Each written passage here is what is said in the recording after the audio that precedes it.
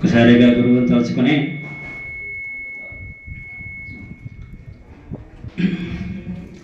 సంస్కృతంలో ఎంత చెప్పినా తెలుగులో మాధుర్యం వేరు. ఈ తెలుగు మాధుర్యాన్ని గురించి ఒకసారి చెప్పే ముందు మన శంకరయ్య గారు మా సంచాలకుల వారు చెప్పారు. ఇక్కడంతా మా యూత్ ఉన్నారు, సంప్రదాయంగా చెప్పారు, వారికి ఏం అర్థం కాలేదు. ఒక్కసారి నేను క్లుప్త వివరణ ఇచ్చేస్తాను వాళ్ళకి. వీరు నిషిద్ధాక్షరండి. నిషిద్ధాక్షర అంటే మన వాళ్ళు సినిమాలు ఎక్కువ చూస్తారు కాబట్టి ఎక్కడికి వెళ్తే అక్కడ పట్టుకునేవాడు హీరోయిన్ అన్న కానీ తమ్ముడు కానీ. హీరోయిన్ అన్నదమ్ములే, హీరో ఎక్కడికి వెళ్తే అక్కడ పట్టుకుంటారు వాళ్ళు. తర్వాత ఆయన సమస్య హీరోయిన్ తండ్రి. ఆయన ఎక్కడికి కదలదు, ఉన్న చోటనే ఉంటాడు కానీ ఇబ్బంది పడతాడు వాడు.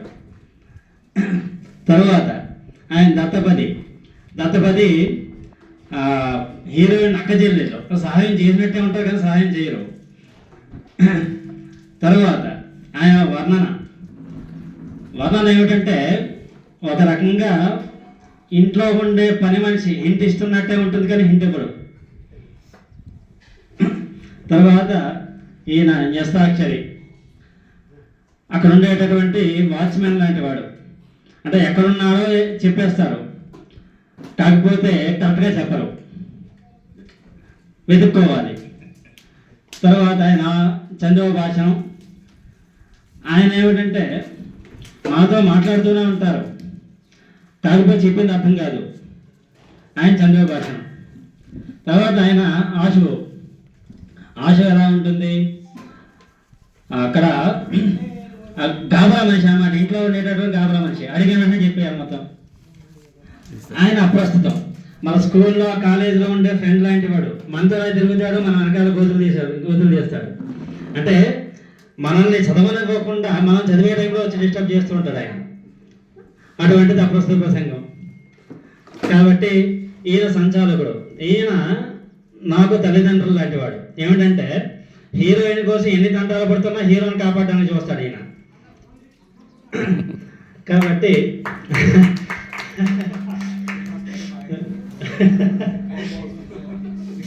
అమ్మ యువత ఉన్నారండి ఇక్కడ.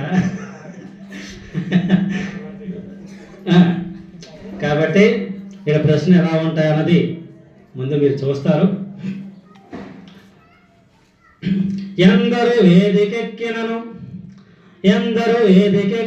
ఎందరు పెద్దలు కలిగినన్ మహాసుందరుని సభాస్థలిని చూపులతోడను అలంకరించినన్ అందరికంటే ముందుగానే అమ్మకు మొక్కగా నా మనం బదే తొందర చేయుచున్నది. అందరికంటే ముందుగానే అమ్మకు మొక్కగా నా మనం బదే తొందర చేయుచున్నది. ఏదో విడదీయ గరాని బంధమై తొందర చేయుచున్నది. ఏదో విడదీయ గరాని బంధమై. శ్రీమాతే నమః.